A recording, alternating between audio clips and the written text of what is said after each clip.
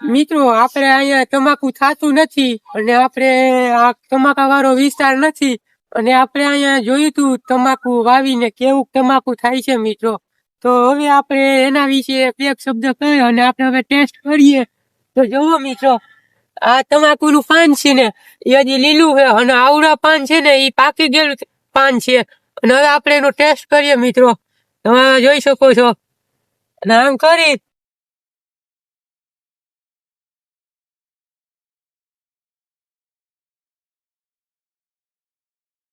તમારાનું આપણે અહીંયા વાવેતર કરીએ તો થાય એમ છે.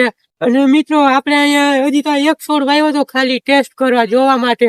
ને હવે આપણે અહીંયા કેમ આપણે વાવેતર કરતા એવી રીતે તમાકાનું વાવેતર કરી તો આપણે હાલે એમ છે અને એમાં સારી આવે છે ઉત્પાદન.